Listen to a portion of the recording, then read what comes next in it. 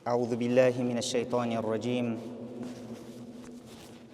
بسم الله الرحمن الرحيم. إن الحمد لله نستعينه ونستغفره ونعوذ بالله من شرور أنفسنا ومن سيئات أعمالنا. من يهده الله فلا مضل له ومن يضلل فلا هادي له. أشهد أن لا إله إلا الله وأشهد أن محمدا عبده ورسوله. وبعد. السلام عليكم ورحمة الله وبركاته. Құрметті мұхтарам жамағат, мешітке келген қадамдарыңыз сауаптан болсын. Алла тағала дұға тілектерімізді қабыл қылып, өзінің разылығына бөлесін.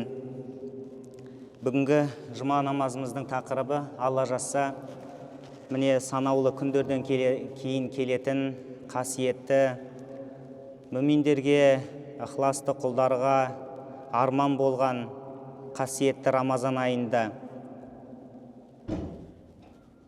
Пайғамбар саллаллаху алейхи уассаламның сахабалары қатты күтетіндігі, Алла елшісі саллаллаху алейхи уассалам Режеп, Шағбан айын берекелете көр, уабалиғна Рамадан, Рамазанға бізді жеткізе көр деп сұрап Алла Тағаладан дұға қылғандығы бізге жеткен. Ендеше осылай Алла елшісінің сахабалардың, ізгілердің асығып күтетін қасиетті айы міне жақын келді. Алла Тағала баршамызды Рамазанның ішінде болуымызды, мол сауапқа кенелуімізді нәсіп етсін. Құранда Алла Тағала айтады, Рамазан айының қасиеттілігі жөнінде: Аузу биллахи минаш шайтанир раджим. Шахру рамазан аллази унзила фихил Құран. Ол сондай ай, Рамазан айы. Унзила фихил Құран. Ол айда Құран түсті. Худал линнас. Адамдарға тура жол үшін. Худал линнас ва байинатин минал худа вал фурқан. Және жақсы менен жаманды айыру үшін. Осы Рамазан айында қасиетті Құран түсті деп Бақара сүресінде Алла Тағала баяндаған. Осы аяттың басында Алла Тағала айтады: айяман маъдудат. Санаулы ғана күндер дейді. Алла Тағала осы қасиетті Құран түскен айды санаулы ғана күндер деп атаған. Яғни белгілі бір уақыт, ол уақытта адам пайдаланып, ізгілікке, жақсылыққа өткізсе, ол отып кеткен адам. Және бұл айдың көзді ашып жұмғанша тез өтетіндігі осы аяттың астарында сыр болып тұр. Сондықтан да осы санаулы күндер деп атаған Рамазан айына мұсылман дайындықпен, шынайы ықыласпен келу керек. Алла елшісі саллаллаху алейхи уассалам Рамазан келердің алдында сахабаларын жинап былай деп айтады екен: Қад жаакум Рамадан шахрун мубаракун ифтарадаллаху алейкум сиямаху. Сендерге міне берекелі ай, фарыз болған оразасы Рамазан айы келіп жетті. Туфтаху фихи абуабул жанна. Ол айда жәннаттың есіктері ашылады. Ва туғлақу фихи абуабул жахим. Және тозақтың есіктері жабылады. Ва тағуллу фихи шаятин. Шайтандар кісенделеді. Фихи лайлатун хайрун мин әлфи шахар. Және ол айда 1000 айдан да хайырлы түн бар. Мән хурима хайраха фақад хурим.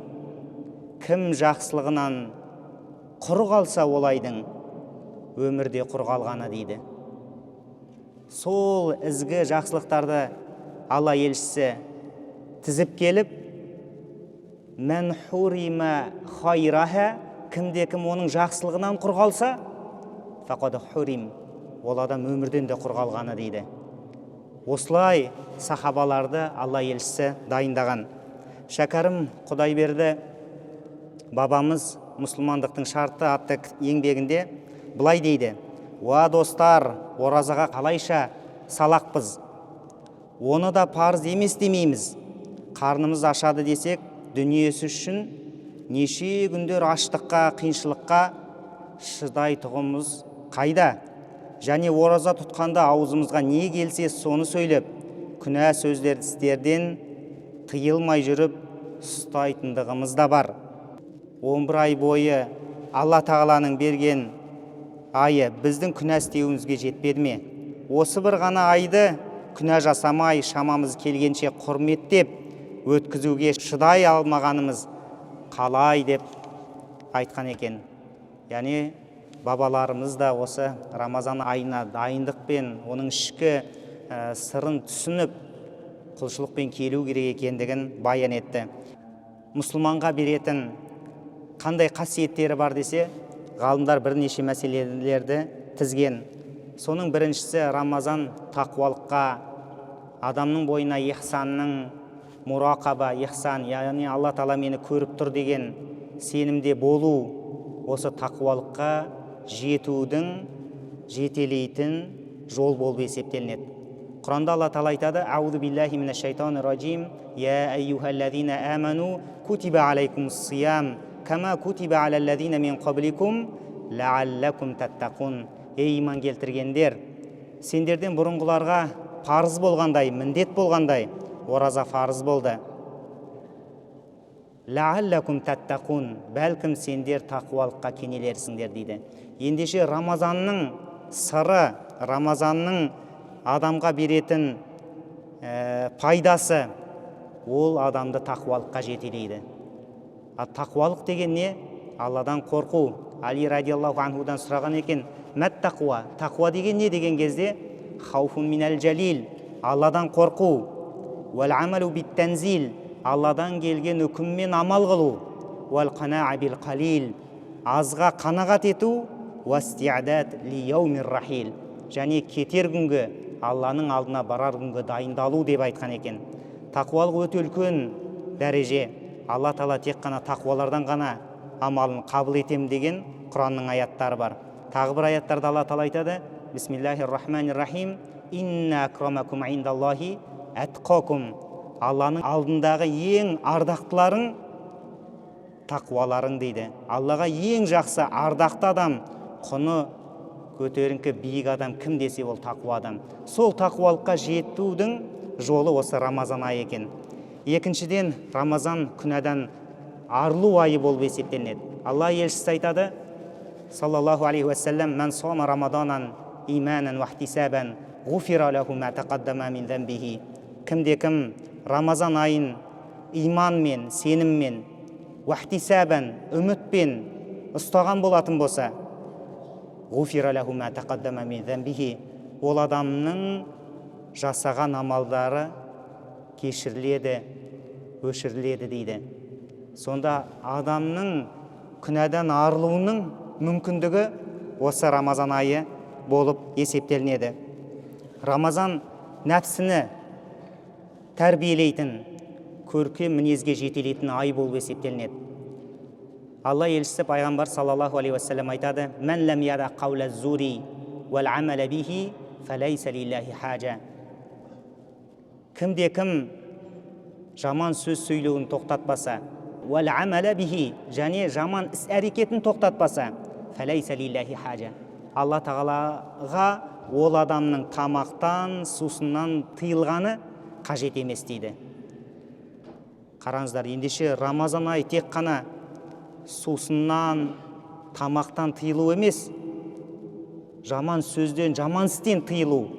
Ихя ал-Улум кітабында имам Азалидің осы Рамазан айының оразаның 3 дәрежесін айтады. Соның бірінші дәрежелігі, жалпы халықтың ұстайтын оразасы тамақтан, сусыннан, неке қатынасынан тыйылу, күндізгі амал. Екінші, одан бетер дәрежесі жаман іс әрекеттерден тыйылу. Ол бағынағы жоғарыдағы Рамазанның шарттарын орындайды, сонымен қатар жаман іс әрекеттерден тыйылады. Пайғамбар саллаллаху алейхи вассалам айтқандай. Үшінші дәрежесі жүректің толық Алла Тағалаға берілуі, ықылас пен жан дүниесімен Алла Тағалаға жақындау болып есептелінеді дейді. Ендеше Рамазан айы адамның көркем мінезге, ізгілікке, қадам басатын айы. Алла елшісі пайғамбарымыз айтады: инна хаббакум, сендердің араларында қияметте маған ең сүйіктілерің, уа ақрабукум илайя мәжлисен, қияметте маған ең сүйіктілерің, қияметте маған ең жақындарың, ахсанукум хулуқан, кімде-кімнің мінез құлқы көркем болса дейді. Мінез құлқы көркем адам Алла елшісіне жақын, сүйікті адамдар болып есептелінеді. Пайғамбар саллаллаху алейхи уассаламнан бірде сұрайды: ей Алланың елшісі, жәннатқа қандай адамдар көп болып кіреді деген кезде, пайғамбар саллаллаху алейхи уассалам екі нәрсені айтқан: тақуалла ва хуснул хулуқ, Алладан қорқу және көркем мінезді адамдар дейді. Осылар ең көп жәннатқа кіретіндер дейді. Ендеше Рамазан айы да мінез құлықтың көркем бойына сіңірудің айы. Тіпті кімде-кім ораза болатын болса, оған біреу қатты қол көтерген болса, айтсын дейді: инни соим, шындығында мен оразамын деп, жаңағы түсініспеушілік болған жерден кетуін, тоқтауын, көркем мінез танытуын пайғамбар саллаллаху алейхи уассалам керек екендігін өзінің өмірінде баян еткен. Және төртінші, Рамазан айы ықыласты болуға үйретеді. Өйткені ықыласты болу деген, пайғамбар саллаллаху алейхи уассалам айтады, Алла Тағала айтты дейді хадисул қудсиде: куллу амал ибни адам лаху илля сиям. Барлық адам баласының амалдары өз үшін, оразадан басқа, мысалы намаз, садақа, зекет, қажылық өз үшін барлығы. Илля сиям, тек оразадан басқасы. Фаиннаху ли ва ана ажзи бихи, шындығында ораза мен үшін, сыйын мен өзім берем дейді. Пайғамбар саллаллаху алейхи уассалам осы хадисте Алла Тағала Рамазан, оразаны ерекшелегенін айтады. Ендеше барлық жоғарыдағы айтылған құлшылықтардың барлығы адамға көрінеді. Біреу намаз оқып жатса біз көреміз, садақа беріп жатса көреміз, қажылыққа барып келгенін білеміз. Бірақ кімнің ораза ұстағаны ол жасырын ғибадат болып есептенеді. Ал жасырын амал ықыластылыққа жақын болып есептенеді. Мысалы түнгі намаздың орны ерекше, өйткені адамдар ол адамды көрмейді. Адамдар ұйықтап жатқан кезде түннің үшінші бөлігінде тұрып Алла Тағалаға жалбарына батады кейбір адамдар. Садақаларын жасырын берудің орны қандай? Сол сияқты бұл Рамазан оразасы, жалпы ораза, бұл сыр ғибадат болып есептенеді. Ол сыр Алла мен құлдың арасындағы, және басқа ешкім ол сырды көре алмайды, білмейді. Қараңыздар, сондықтан да осы сыр ғибадат ықыласты арттыруға себепкер болатын болса, осы Рамазан айы өте үлкен мүмкіншілік айы. Келесі, Рамазан айы адамның бойында мейірімділікті оятады. Қазақта сөз бар: аш бала мен тоқ бала ойнамайды дейді. Немесе біреудің жоғын біреу өлең айтып жүріп іздейді дейді. Яғни біреудің қайғысы біреуге нақ қайғы болмайды. Адамның басына түспейінше.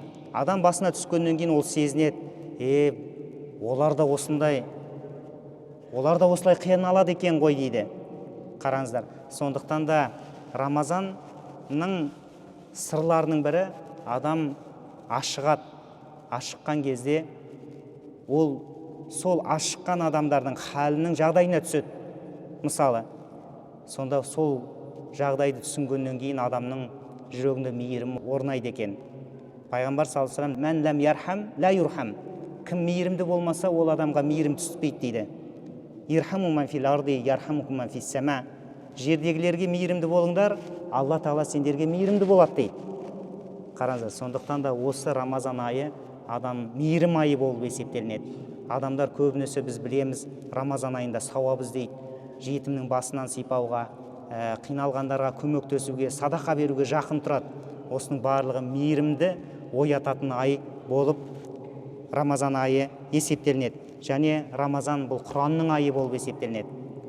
Жоғарыда айттық, Рамазанның жалпы қадір түнінің қадірінің жоғары болуы, ол түнді, ол айда Құран түскен. Құран, ғалымдар айтады, кімге жақындаса соның қадірін көтереді дейді. Жәбірейілге келді, Жәбірейіл пайғамбар саллаллаху алейхи уассаламға түсті. Періштелердің арасындағы ең дәрежесі биік ол Жәбірейіл. Қай айда түсті Рамазан айы. 12 ай бар. Рамазанда Құран түскен себепті Алла Тағала Рамазанның 12 айдың сұлтаны деп айтады біздің бабаларымыз. Қадірін көтеріп жіберді. Қай түнді түсті? Қадір түнді түсті. Қадір түнінің қадірі Құранмен болып тұр екен. Қадір түнінің қадірі Ләйләтул Қадри хайру мин әлфи шәһр, 1000 айдан да қайырлы. Кімге түсті? Алла елшісі пайғамбар саллаллаху алейхи уассаламға түсті. Адамдардың арасындағы ең Алла Тағала сүйіктісі ол пайғамбар Мұхаммад саллаллаху алейхи уассалам. Оның дәрежесін сол сияқты Құран кімнің бойына сіңген болса, кім Құранды жақсы көріп, Құранға амал қылып, Құранға байланысты әрекеттер жасаған болатын болса, ол адамның қадірі, орны күшейеді екен. Құран ең жақсы серік дейді. Бұл өмірде Құран оқыған адам өзінің өмірінде көптеген жаманшылықтан алыс болады. Құранның өсиеттері сізге айтып тұрғандай сезімде боласыз өмір бойы. Қабірге болса сізден қалмайды. Мүлік сүресінің қабірде қалай көмектесетіндігі пайғамбар саллаллаху алейхи уассалам хадисте айтқан. Қабірден кейін қияметте пайғамбар саллаллаху алейхи уассалам айтады: Иқраул Құр'ана фа иннаху яти яумал қиямати шафиан ли асхабихи. Құранды оқыңдар. Шындығында қиямет күні Құран өзін оққан адамға шапағатшы болады, араша түседі дейді. Қалқан болады. Қараңыздар. Сонда Құран серік болып қалмайды екен. Егер де бұл өмірде Құранға берік болған адам болса, ал жәннатта да егер де жәннат нәсіп еткен болса, жәннатта айтылады екен: Иқра уартақи. Оқыды, көтеріл деп айтады екен. Шындығында жәннаттағы сенің ең соңғы орның соңғы жаттаған аяттың жерінде дейді екен. Ғалымдар айтады, жәннат үлкен дәрежелі, ең биігі Фирдаус дейді. Сонда оның дәрежелері өте көп. Оныкі қанша деген кезде кейбір ғалымдар айтады, Құранның аяттарымен белгіленеді дейді. Өйткені Алла елшісі айтқан: Иқра уартақи деп айтады. Оқыда көтеріл дейді. Сонда қанша оққан сайын оның дәрежесі аяттар бойынша көтеріле береді дейді. Сондай оның дәрежесі де үлкен дейді. Міне Құранның қандай мұсылманға серік болуы. Былтырғы Рамазанда естеріңізде ме? Міне Рамазан айында Құранға түскен 250-ге жетер осында мешітте адамдар Құранға түсті. Қараңыздар, сондықтан да Құран айы болғаннан кейін оқи алатындар әрі қартай жалғастырып, әлі әріп білмейтіндер, біз міне ұстаздарымыз дайын таңнан кешке дейін қызмет етуге, Құран үйретеміз. Белгілі қари ұстаздар бар. Сондықтан да мешіттерде осындай қызметтер жасалынады. Сондықтан да Құранмен болуға, оның мағынасын түсіндіруге осы айда ерекше көңіл бөлу керек екен. Рамазан дұғаның айы. Алла Тағала осы оразаның фарыз болу жайындағы түсірілген аяттардан соңында айтады: Аузу биллахи минаш шайтанир ражим ва иза саалака ибади анни фа инни қариб. Құлдарым мен жайында сұраса дейді, фа инни қариб, мен оған жақынмын дейді. Уджибу даъватад даи иза даан. Егер олар дұға қылса, дұғасын қабыл етем дейді. Қараңыздаршы, өте мүмкіндік ай. Біздің әрқайсымыз осы жерде отырған жеке ішкі жүрегіміздің түбінде жатқан ойымызда жүрген армандарымыз бар. Міне сол мүмкіндік айы ораза кезінде пайғамбар саллаллаху алейхи уассаламның хадисінде айтады: шындығында инна лис-саими инда фитрихи ла даъватун ма турад дейді. Шындығында ораза ұстағанның ораза аузын ашайын деп тұрғандағы сәтіндегі қылған дұғасы ла турад, қайтарылмайды дейді. Мүмкіндік ай. Сондықтан да ізгі дұғаны жасау осы Рамазан айында көптеп жасаса нұр үстіне нұр. Енді бабаларымыз осы қасиетті Рамазан, ғалымдар қасиетті Рамазанның қасиетін осы білгеннен кейін, қадірін білгеннен кейін әрбір нәрсеге дайындық керек екендігін айтады. Сондықтан да бұл Рамазанға дайындалуға байланысты көптеген ғалымдар көптеген өзінің кітаптарын, өсиеттерін қалдырған. Солардың кейбіріне тоқталсақ, Рамазанға кірер алдындағы мұсылманның ахуалы қалай болу керек? Ең бірінші ниетті дұрыстауымыз керек екен. Ниет өте маңызды. Пайғамбар саллаллаху алейхи уассалам айтады: иннамал аъмалу бинният. Шындығында амал ниетпен ғана дұрыс болады дейді. Міне, ораза мен үшін сыйын өзім берем деп тұр Алла Тағала. Бірақ ол сыйға қол жеткізу үшін таза ниет, шынайы ықылас керек. Сондықтан да ең бірінші мұсылманның Рамазан айындағы дайындалу жолы ниетін дұрыстап, Алла Тағала көп сауап алуға нәсіп ете көр деп жақсы нәрсені ниеттелу керек. Екінші, тәубамен қарсы алу керек. Тәуба деген не? Алла Тағалаға қайту. Тәубаның шарттары бар. Яғни күнәдан тыйылу, жасаған ісіне өкіну, енді қайтып бармаймын деп шешім қабылдау. Тәубаның шарттары. Төртінші, біреудің хақысына өткен болатын болса, соның хақысын қайтарып беру. Міне, тәуба деген жаңадан парақты бастау. Сондықтан да жасырын жария менің шынайы ақиқатымды білсе, менің жанымда ешкім отырмас еді деп айтады екен кешегі ғалымдар. Расында да Алла Тағаланың есім сипаттарының бірі саттар, Алла Тағала жасырушы. Альхамдулилля, Алла Тағала біздің күнәларымызды жасырсын. Бірақ біздің осы күнәларымыз ол жай нәрсе емес. Ертең боларға біз жауап береміз жасаған амалдарымыз үшін. Алла Тағала Құранда айтады: "Куллу нафсин бима касабат рахина", әрбір жан жасаған амалының тұтқыны дейді. Сіз жасадыңыз ба, бітті, сол амалдың тұтқынысыз. Одан құтылудың жолы не? Тәубе қылмасаңыз, ол сізбен еріп бара береді. Ал біреуді күнәға үйретіп кетсеңіз, онда адам қабірге баратын болса, күнәсі оған қабіріне қияметке дейін жолданып тұрады екен. Әддәлу алал хайри кафаилихи дейді пайғамбар саллаллаху алейхи ва саллям. Жақсылыққа жол нұсқаушы сол жақсылықты істегенмен бірдей дейді. Жақсы үйретіп кетсеңіз, сауабы барып тұрады. Жамандық болса да жамандығы барып тұрады. Қараңыздар, тәубе деген ендеше өте үлкен нәрсе. Пайғамбар саллаллаху алейхи ва саллям айтады: "Инни ла астағфируллаха ва атубу илайхи фил яуми миата марра". Шындығында мен күніне Алладан 100 рет кешірім сұрап тәубе қыламын дейді. Сондықтан да бұл Рамазанды тәубемен қарсы алу керек.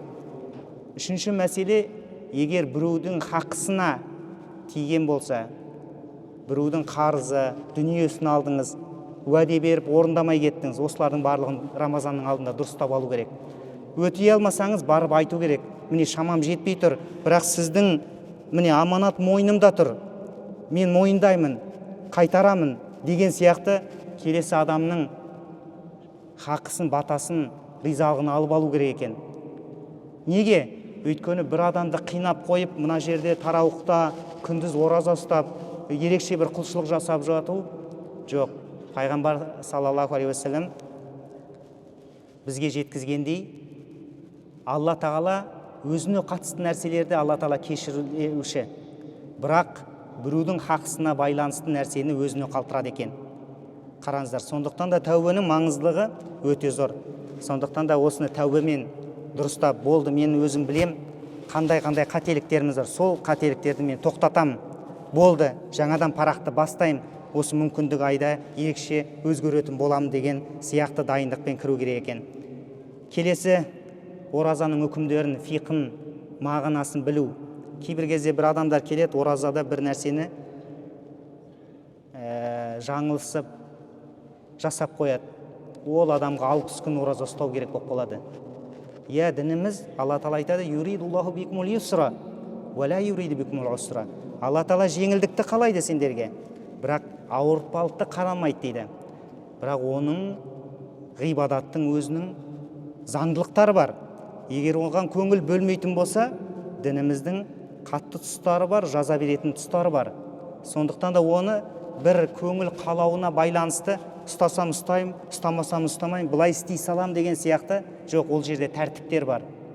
"Худу анни манасикакум" дейді пайғамбар саллаллаху алейхи ва саллям. Менен ғибадат орындаудың жолдарын алыңдар деген хадисі бар. Сондықтан да кейбір кезде адамдар оразаға қатысты үкімдерді дұрыс білмей қалып, Рамазан айында болмайтын нәрселерді күндіз жасап қояды да, соның тұтқыны болып жүреді. Соған түсіп қалмас үшін, міне намаздардан кейін имамдар, мысалы қай уақыттар болса да, әрбір мешіттерде кеңес беру орталықтар бар, имамдар бар. Мен бірінші рет ораза ұстайын деп тұрмын, маған мына нәрсені, шарттар, негізгі мәселелерді айтыңыздар деп, сол оразаға дайындық жасау үшін оразаның дұрыс жасауына байланысты білімді алып алу керек, оқу керек. Қазір мүмкіндік, альхамдулилля, діни басқарманың көптеген сайттары бар біздегі, мешіттерде ұстаздар бар. Осыны сұрап, соның дұрыстығына көз жеткізіп алуымыз керек екен.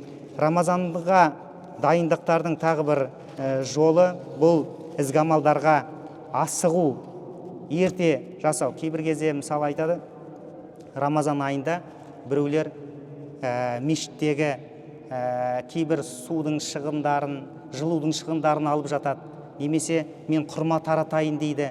Тағы сондай ізгі амалдарды ерте жасап қойып жатады. Алла Тағала Құранда «Уәсәриғу иля мағфиратин» деп басталады. Алла Тағаланың кешіріміне, Алла Тағаланың жәннатына аспан мен жердей болған асығыңдар деген аят бар. Тағы бір аятта «Уәсәбиқу» дейді, жарысыңдар дейді. Жарысу деген сөз, ол жерде біреуі озады, біреуі қалады деген сөз.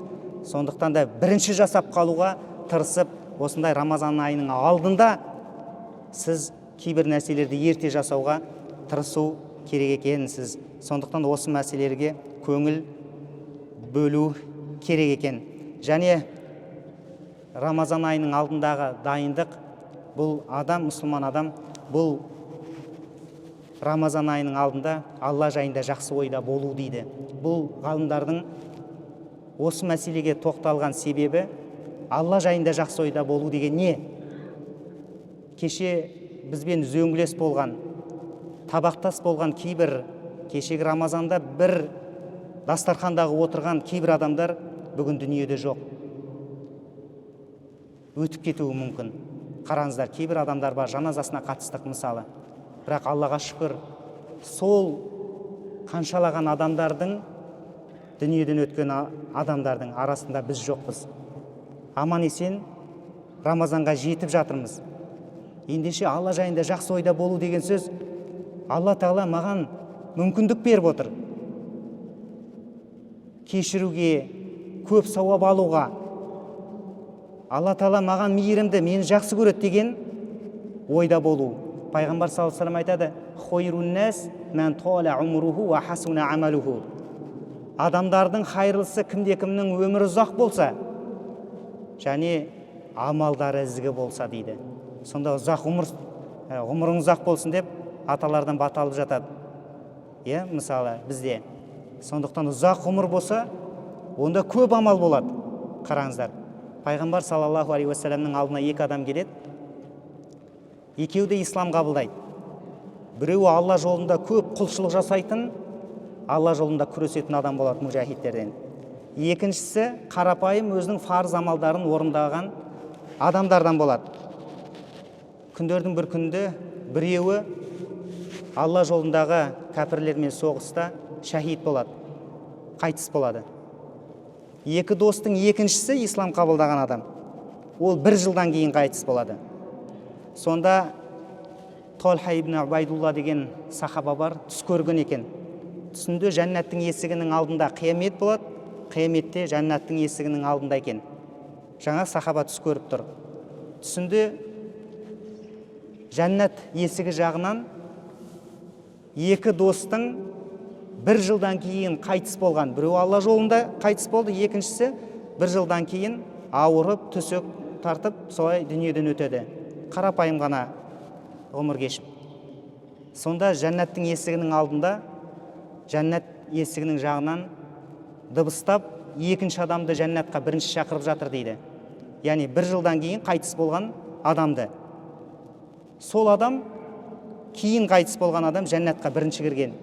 Одан кейін біраз уақыт өткеннен кейін Алла жолында майданда қайтыс болған адамды екінші. Яғни 1 жыл бұрын қайтыс болған адамды жәннатқа шақырды. Ол жәннаттың есігінен кірді. Маған айтты дейді, түсімді, сен тұра тұр деп айтты дейді. Сосын оянып кетеді. Оянып кетіп сахабаларға айтады: мен түсімде көрдім, осы екі сахабаны, екі дос, екеуі де дүниеде, бірі 1 жыл бұрын, біреуі 1 жылдан кейін, екеуі жәннатқа кіріп жатқанын көрдім деп сөйлесіп жатқан кезде Алла елшісі келген екен. Сонда пайғамбар саллаллаху алейхи ва саллям: не жайында сөйлесіп жатсыңдар деген кезде түсін айтып береді. Сонда оған неге таңғаласыңдар дейді пайғамбар саллаллаху алейхи ва саллям. Қалай, біреуі Алла жолында қайтыс болды, екінші жай бір төсегінде қайтыс болды 1 жылдан кейін дейді. Сонда оған неге таңғаласыңдар дейді. пайғамбар саллаллаху алейхи айтады, ол өзінің бауырынан кейін 1 жылдан кейін қайтыс болмады ма дейді. Иә, 1 жылдан кейін. Сол 1 жылда оған Рамазан келген жоқ па дейді. Иә, келді дейді. Ол Рамазан оразасын ұстады, Рамазанда Құран оқыды, тарауық, садақа жасады. Яғни 1 жыл бойы сауапты амалдар жасады дейді. Әрине, бұл 1 жылдың орны Алланың алдында аспан мен жердей дейді, айырмашылығы дейді. Яғни сауабы көбейді деген мағынаны пайғамбар саллаллаху алейхи вассалам айтқан екен.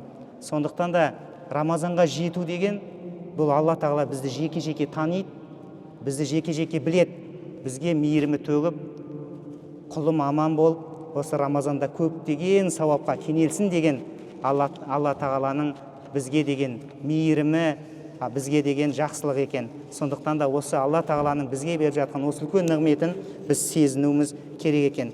Ендеше осы Рамазан айына Алла тағала дайындықпен кіруімізді, Алла тағала Құранда әңдер аширатакал ақрабин, туысқандарыңды ескерт дейді, туыстарымызды, жақындарымызды, үйімізді осы Рамазанның келгенімен иншалла ескертіп, дайындық жасауды нәсіп етсін. Ханакаллахумма бихамдик, ашхаду ан ла илаха илля ант, астағфирука ва атубу илейк, бирахматика архамар.